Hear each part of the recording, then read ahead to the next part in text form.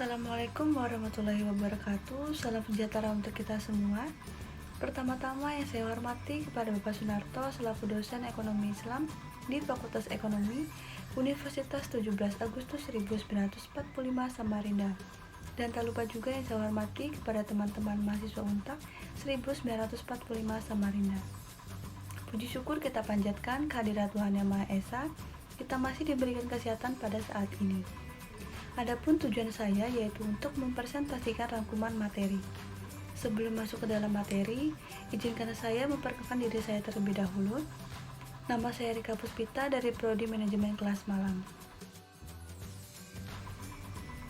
Ekonomi Islam adalah pengelolaan atau aturan-aturan rumah tangga, bangsa, negara, dan dunia.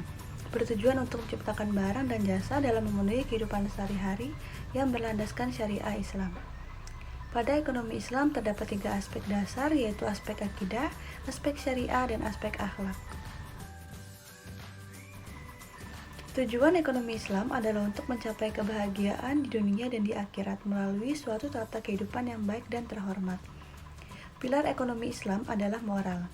Hanya dengan moral Islam inilah bangunan ekonomi Islam dapat tegak, dan hanya dengan ekonomi Islam inilah falah dapat dicapai. Sejarah pemikiran ekonomi Islam berawal sejak adanya Al-Quran dan hadis, yaitu pada kehidupan Nabi Muhammad SAW. Sistem ekonomi di masa Rasulullah sangat kompleks dan sempurna, meskipun pada masa setelahnya tetap dilakukan perbaikan. Pada masa Khulafa Ar-Rasyidun, sistem ekonomi Islam dikembangkan oleh Abu Bakar, Umar, Utsman, dan Ali bin Abi Thalib. Perilaku konsumen merupakan suatu aktivitas manusia yang berkaitan dengan aktivitas membeli dan menggunakan produk barang dan jasa, dengan memperhatikan kaidah ajaran Islam dan berguna bagi kemaslahatan umat.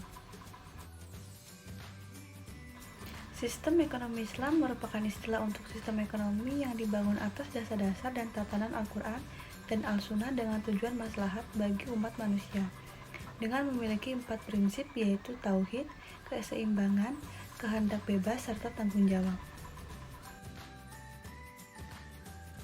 Kebijakan fiskal dalam ekonomi Islam memiliki peranan, tujuan, komponen, serta mekanismenya. Peranan kebijakan fiskal dalam suatu ekonomi ditentukan oleh keterlibatan pemerintah dalam aktivitas ekonomi. Ekonomi moneter merupakan suatu cabang ilmu ekonomi yang membahas tentang peranan uang dalam mempengaruhi tingkat harga dan tingkat kegiatan ekonomi dalam suatu negara. Kebijakan moneter adalah upaya untuk mencapai tingkat pertumbuhan ekonomi yang tinggi secara berkelanjutan dengan tetap mempertahankan kestabilan harga. Lembaga keuangan syariah hadir dalam di dunia ekonomi karena adanya anjuran dan petunjuk Al-Quran dan hadis di agama Islam. Hal ini menyebabkan kaum muslimin berupaya menerapkan dan melaksanakan apa yang telah dianjurkan sebelumnya. Baitul Mal wa Tamwil atau BMT adalah sebuah badan usaha daerah yang sangat berperan penting dalam pengembangan di era otonomi daerah. Didirikannya BMT dengan tujuan meningkatkan kualitas usaha ekonomi untuk kesejahteraan anggota pada khususnya dan masyarakat.